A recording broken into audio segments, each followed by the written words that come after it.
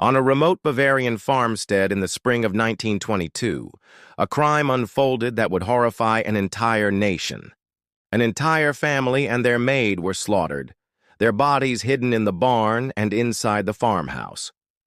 The murders at Hinterkaifeck remain one of the darkest mysteries in European history. What unsettled investigators most was not only the brutality of the killings, but the possibility that the killer had been watching the family for days. Some believe the murderer had even been living inside the farmhouse before the crimes, and then remained there for a time afterward, calmly tending to animals, eating meals, and moving about the house as though nothing had happened. The story of Hinterkaifeck begins with the family who lived there. The Grubers were well known in their community, though often for the wrong reasons. Andreas Gruber, the patriarch, was 63 years old. He was known as a stubborn, harsh, and controlling man. His wife, Cecilia, had lived under his shadow for decades, managing the household and enduring his temper. Their only surviving daughter, Victoria, was 35 years old. She had been widowed when her husband died in the First World War. Victoria lived on the farm with her two children. Her eldest, 7-year-old Cecilia, was bright and energetic, well-liked by her classmates at the village school. Her youngest, 2-year-old Joseph, was still a toddler. Victoria was respected for her beauty and her singing voice, often performing at the local church, but her life was marred by rumors and scandal. Many in the village whispered that Joseph was not her late husband's son. Some believed the boy's father was a neighbor, Lorenz Schlittenbauer. Others spread darker suspicions that Joseph's father was in fact Victoria's own father, Andreas. Years earlier, both Andreas and Victoria had been tried in court for incest. Andreas even served a short prison sentence, while Victoria's punishment was reduced. The scandal damaged the family's reputation, making them the subject of constant gossip. Despite this, the family carried on with their work at Hinterkaifeck. The farm itself stood halfway between the towns of Ingolstadt and Schrobenhausen. It was surrounded by dense woods and rolling farmland. The nearest neighbors lived nearly a kilometer away. The Grubers lived in near isolation, a fact that would later make their story all the more terrifying. Life on the farm was difficult. In post-war Germany, poverty and hardship were common, and rural families worked tirelessly just to survive. At Hinterkaifeck, the Grubers endured their solitude and their scandals, living as best they could. But in the weeks leading up to the murders, unsettling events began to disturb the quiet life of the farm. Andreas Gruber reported discovering footprints in the snow leading directly from the forest to the house. What unsettled him most was that there were no footprints leading back into the woods. Inside the house, keys mysteriously went missing.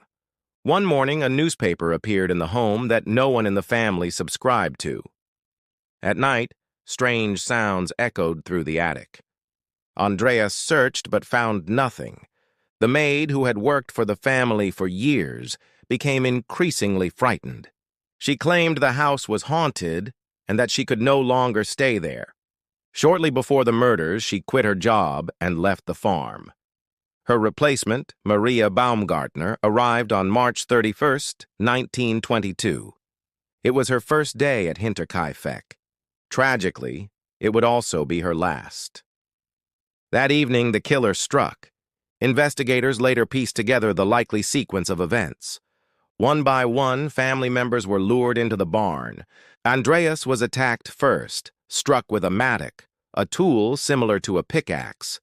His wife, Cecilia, followed him into the barn, and she too was killed. Then Victoria entered and met the same fate. Finally, little Cecilia, just 7 years old, was slain. Her wounds suggested she had not died instantly.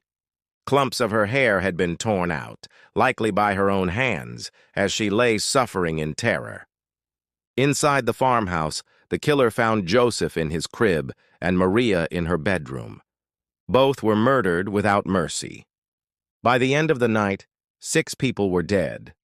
The murderer then covered the bodies of the family in the barn with hay.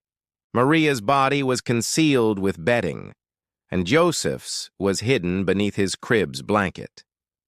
In the days that followed, the farm did not fall silent. Neighbors saw smoke rising from the chimney. The cattle were fed. The family dog barked furiously, but appeared to have been cared for. Whoever had committed the crime had not left immediately. They stayed in the house, eating meals and tending to chores, all while the victims lay dead only steps away. When the Grubers failed to appear at church that Sunday, suspicion began to grow. Young Cecilia's absence from school added to the concern.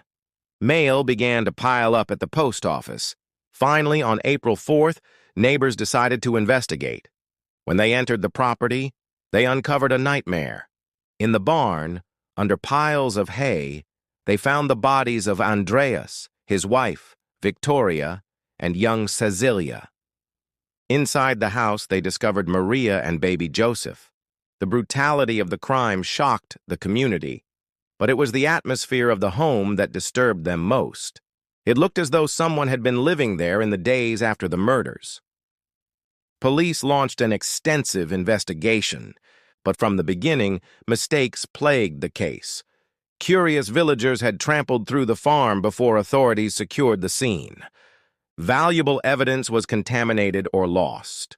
Forensic science in the 1920s was primitive, and much of what might have solved the case was overlooked. Still, more than 100 people were questioned. Suspicions quickly fell on Victoria's rumored lover, Lorenz Schlittenbauer. He had been among the first to discover the bodies. Some said he behaved strangely at the scene, opening doors and moving through the farmhouse as though he knew it well. Others pointed out that if Joseph was truly his son, he may have had reason to be angry with the family. But no evidence linked him directly to the murders. Other theories suggested that disgruntled workers or farmhands may have sought revenge on Andreas for mistreatment. Some believed it was the work of vagrants or bandits. But money and valuables were left untouched, making robbery seem unlikely. The most chilling theory is that the murderer had been hiding inside the farmhouse all along. The footsteps in the snow, the missing keys, the unexplained newspaper, and the strange noises in the attic all seem to support this idea. Could the killer have been secretly living among the family, waiting for the right moment to strike? Despite countless theories, the case remained unsolved. Forensic experts in later decades attempted to re-examine what little evidence remained, but most of it was long gone. Even modern DNA testing offered no clear answers. In 1923, the farmhouse was demolished. The land was returned to farmland. A memorial was later placed on the site, honoring the 6 victims.